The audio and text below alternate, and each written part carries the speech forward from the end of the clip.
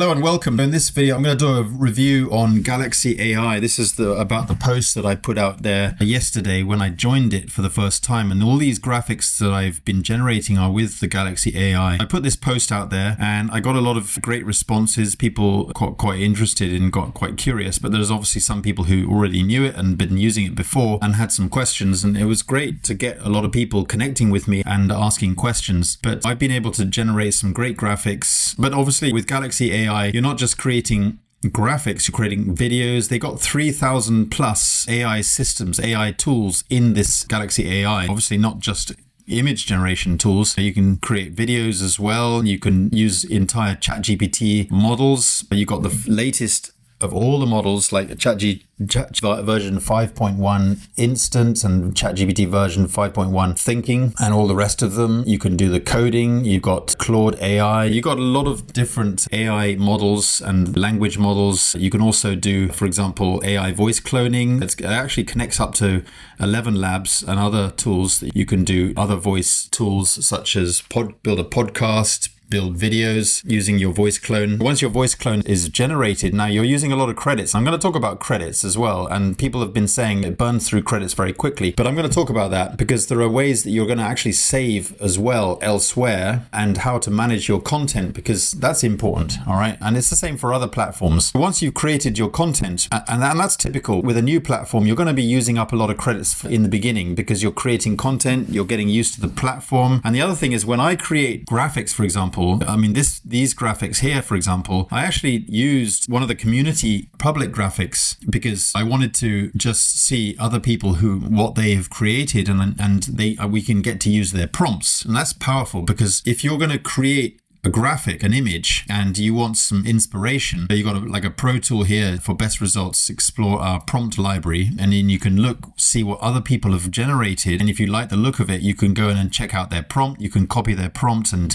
use the AI tool that they used. For example, Google Nano Banana, for example. You can see what people have done, how they've created it, and the prompt that they used to do that. If you like something like this and you want to generate something really cool or something cute, see what for example, this one, I actually used the prompt there in order to, in order to generate, actually that was it. This was the one precisely. I mean, this was done, in minutes, in seconds. I tweaked the prompt, because that's the whole point. You can be creative and you can tweak the prompt. But that was the initial prompt that I used. So yeah, and there was another one as well, wherever it was. This gave me some ideas. Oh, this one. This was another prompt that I used for doing this one here. This one. I'm getting good engagement. People like my post. People are impressed. But it wasn't me who created that prompt. We're part of a community here. When I go in here and I check out the prompt and I think I'm going to use that prompt, it's just loading right now. It not only will give you the prompt, it'll give you some examples. It'll give you related prompts. It'll tell you it was an image. It was done by Nano Banana. It's just loading the prompt anyway. But you can do AI voice cloning. You can use many different tools that you would normally be using. Image generation, video generation. You can search for tools, whether it's audio, documents, videos, image, text. So you can even create your own custom ChatGPT right within this. For example, if I just show you custom GPTs. I've been creating these for a long time in ChatGPT. You can actually do the very same thing within this. Create your own custom ChatGPTs, either from existing models or just create your own ChatGPTs. What's your assistant name? What's the description? You can upload files and documents. I create custom ChatGPTs for email marketing, social media marketing, a professional at helping me YouTube marketing to help me with specific YouTube. You tell it how to respond. You tell it what to focus on, and you can use different AI models. You got the latest ChatGPT models. You got the thinking. You got these are the ChatGPT thinking, which is probably ChatGPT 5. Yeah, version 5.1 is what we've literally just released in a matter of days. You've got all the actual models, but you've also you can add other. It's actually in a way, it's actually better than what you would get inside ChatGPT because you've got other things that you can add into it as to energize the potential and the power of your custom GPT. It actually guarantees when people ask me questions, how do I market in this way? Give me some scripts or give me an email template or whatever. Well, you can create your perfect sponsor, your perfect network marketing upline, the upline that you never had. Right here, you can create give it a name, give it a description. I've got custom ChatGPTs, not in Galaxy AI because I literally joined yesterday, but in ChatGPT, I created these ChatGPTs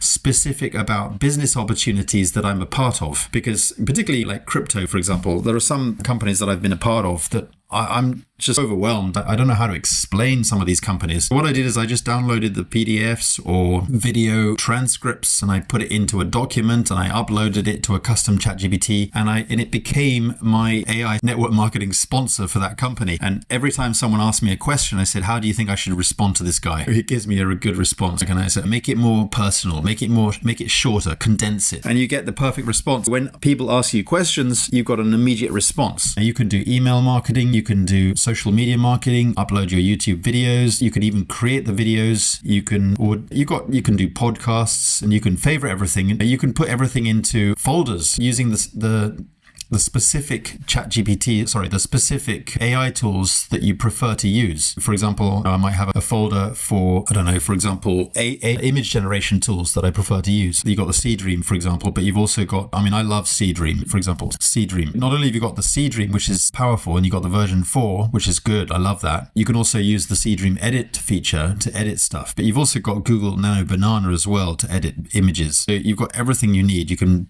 fine-tune, make everything perfect. I hope you like this video. These are some of the things you can do. And the other thing is you can use up to 10 reference images, so you can get everything just the way you want it. If you want to brand things, you're going to put your own face in there, put your own logos, make it absolutely cinematic and dynamic and perfect. You can put your screenshots to make them look really spot on. This is something I'm about to post on my social media, but I haven't put it out there yet. But that's, if you have any questions, just let me know. But yeah, sure. The other thing about credits is that the other thing about credits is that you're not running out of credits. Some months you're going to be really cranking things up just to get your assets ready. Save your assets, save your prompts. When you need a whole bunch of assets, you could really crank things up, get what you need done. And then some months you're not going to be using credits, but you don't waste credits because they roll over. It all depends on it.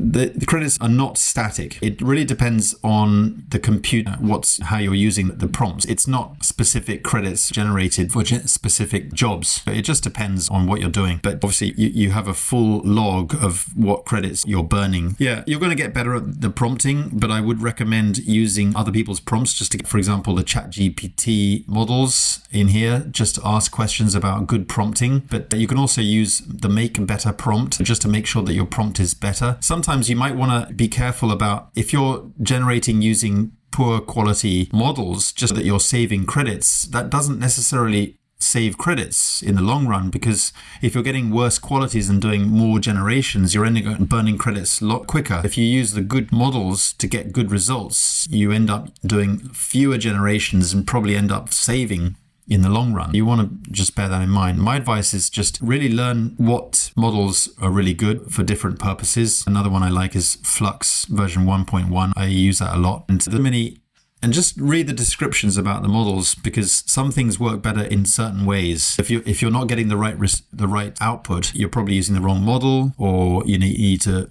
crank up your prompts maybe. But the good news is that you can make your prompts better, use better images for referencing. You can reference up to 10 images. It's a really good idea to use those features in order to be sure to get the right output. That's why I feel that these responses are great. I like what we're able to do with this. But learn the platform. That'll help you. Anyway, hope this video was useful. Thanks for watching, and see you in the next training. Bye for now.